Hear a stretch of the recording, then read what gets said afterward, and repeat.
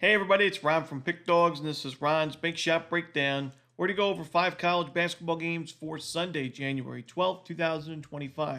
Now, if you like what you see, make sure to give this video a big thumbs up and subscribe to our channel. Don't forget to put your college basketball picks in the comment section below. And if you're looking for my best bets, the games I love the most in college hoops and other sports, you can find those at the Premium Picks tab at pickdawgz.com. There's also a link in the description.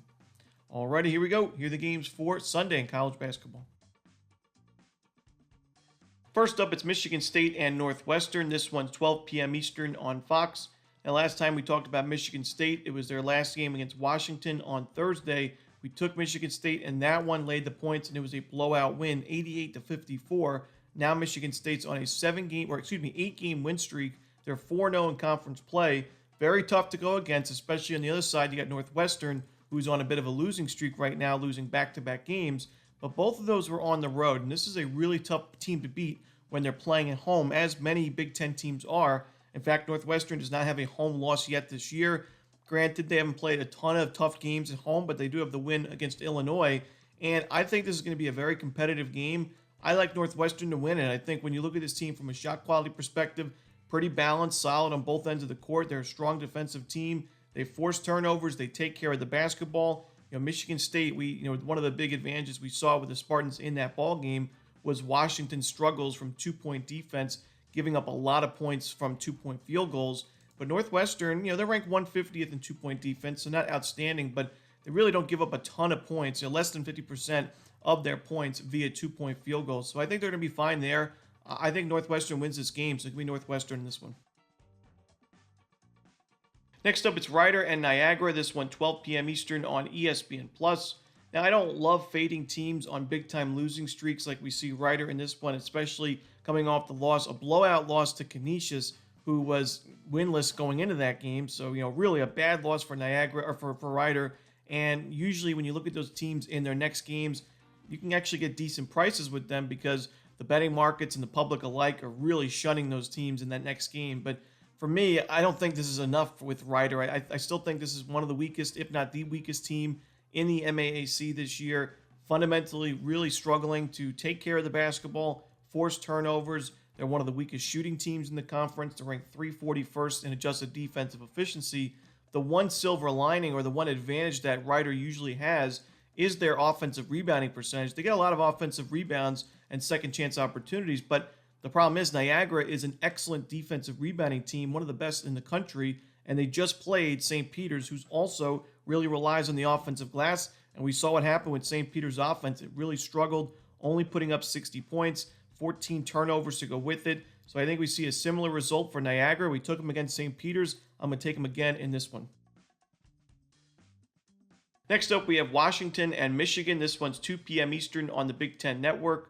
Washington, we just talked about how we faded them against Michigan State. That was just a bad matchup for the Huskies. The matchup against Illinois the game before was a lot better for them because Illinois relies on the three-point jumper quite a bit. Washington is a great three-point defense, but Michigan State scores so much of its points from two-point field goals.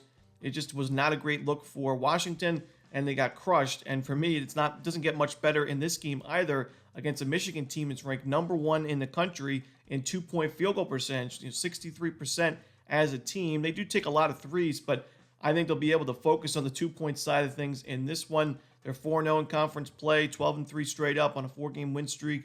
Like I said, these are not always the best situations to take these teams, with Washington coming off the blowout loss, Michigan coming off the blowout win on the road. But I still think the matchup is so beneficial for the Wolverines. It's enough for me to take them in this game. Next up, West Virginia and Colorado. This one, 3 p.m. Eastern on ESPN+. I'm looking for an ugly, low-scoring game in this one. I like the under. West Virginia is one of the slower teams in this conference. They're a top 20 defense in adjusted defensive efficiency, effective field goal percentage defense, and both 2- and 3-point defense overall. And for a Colorado team, it's been very inconsistent offensively in recent games. I think the Buffs really struggle in this one on the offensive side. But I think Colorado can compete defensively. Shot quality-wise, a pretty good defense. They're a strong defensive rebounding team. Both teams are pretty disciplined in terms of limiting fouls. West Virginia is a good free throw shooting team. Colorado's improved their game there as well. But I still think we see both teams look to slow the game down a little bit. West Virginia is one of the slowest in the conference. and I think we go under the total. Next up, we have UAB and FAU. This one is going to be 5 p.m. Eastern on ESPN+.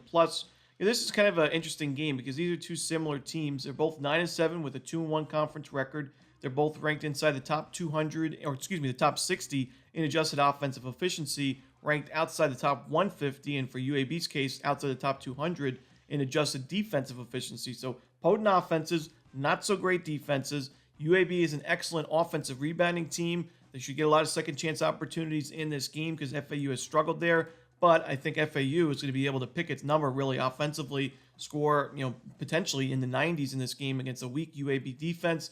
FAU takes a lot of good shots. They take care of the basketball, and I think they score at will at home. The question is, can FAU, I think they'll be able to force enough tough shots and be able to get some stops, but can they limit those offensive rebounds enough to win this game and cover this number? I think they can. I still think UAB gets 10-plus offensive rebounds and scores a lot of second-chance points, but FAU in the end, I think it's just going to be too much offensively, forces enough tough shots to win this game and cover the number at home. Should be a good one. Expect a lot of points, but give me FAU in this one. And that's it. Those are the games for Sunday in college hoops. Hope you enjoyed this video. If you did, don't forget to hit that like button and subscribe and put those college basketball picks in the comment section below. Again, if you're looking for my best bets, you can find those at Pickdawgz Premium. As always, this is Romanelli. Good luck.